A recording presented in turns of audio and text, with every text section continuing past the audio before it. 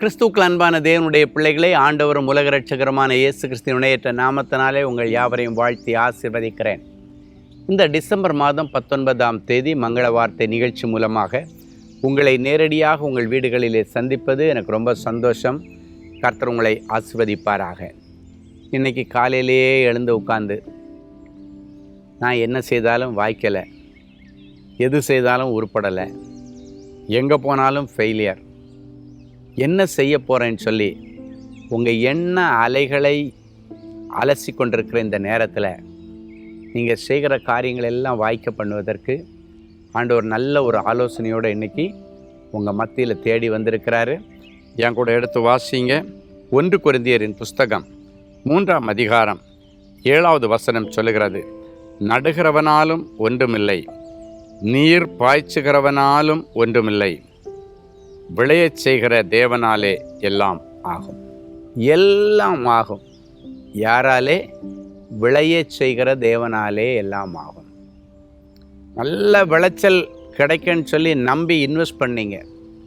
ஏதோ ஒரு தொழிலை செய்திருக்கிறான். ஒருவேளை நீங்கள் விவசாயம் கூட பண்ணியிருக்கலாம், இல்லைன்னா ஒரு எக்ஸ்போர்ட் கம்பெனி வச்சுருக்கலாம், இல்லை ஒரு மளிகை கடை வச்சுருக்கலாம், இல்லை ஒரு செருப்பு கடை வச்சுருக்கலாம், இல்லை ஒரு லெதர் கம்பெனி வச்சுருக்கலாம், லெதர் எக்ஸ்போர்ட் பண்ணியிருக்கலாம், மீன் வியாபாரம் பண்ணியிருக்கலாம், ஒரு கப்பலை வாங்கியிருக்கலாம், ஒரு போட்டை வாங்கியிருக்கலாம்.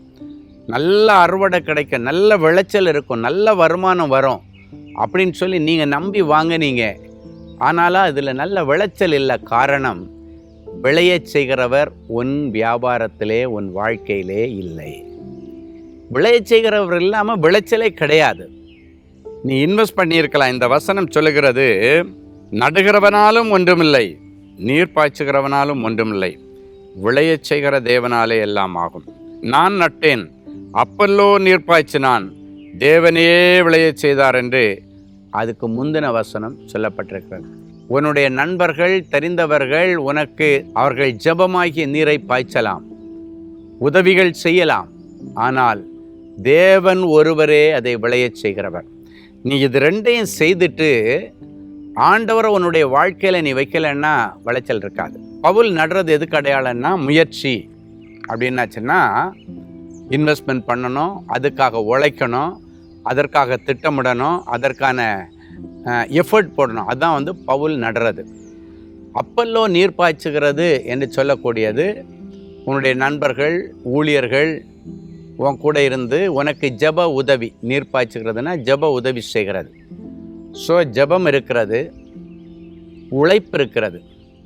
இது ரெண்டோட சேர்ந்து 3வது முக்கியமானது, விளையச் செய்கிற தேவன் உன்னுடைய பிரயாசத்திலே இருக்க வேண்டும். அப்படின்னா உன்னுடைய வாழ்க்கையில் சாட்சி இருந்தால் விளையச் செய்கிற ஆண்டவர் உன் கூட இருப்பார். சாட்சி கெட்டு போச்சுன்னா விலகிடுவார். அன்றைக்கு சிம்சோனுக்குள்ளால் ஆண்டவர் இருக்கிறது வரைக்கும் அவன் பலசாலியாக இருந்தான். அவன் செய்ததெல்லாம் வாய்த்தது, தொட்டதெல்லாம் நிறைவேறினது. அவன் என்ன நினச்சான் அவ்வளோ வெற்றிகளை எல்லாம் எடுத்தான். ஆனால் எப்போ அவனுடைய வாழ்க்கையிலே கர்த்தருடைய ஆவியானவர் எடுக்கப்பட்டாரோ, அவன் வேஷிகளுக்கு பின்னால் போனது நிமித்தம் ஆண்டவர் அவனை விட்டு விலகினதை அவன் உணராதிருந்தான். பழையது போல எஃபர்ட் போட்டான் தான், உண்மைதான். ஆனால் அந்தோ பரிதாபம், விளைச்சல் இல்லை, தோல்வியை சந்தித்தான்.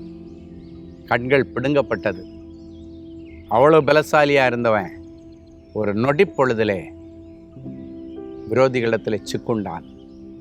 நீங்கள் யாரிடத்திலும் சிக்குண்டு போகாதபடிக்கு விளைய செய்கிற தேவன் உன் கூட, உன் வியாபாரத்தில், உன் ஊழியத்தில், உன் படிப்பில், உன் குடும்பத்தில் இருந்தாருன்னா கண்டிப்பாக விளைச்சல் உண்டாகும்.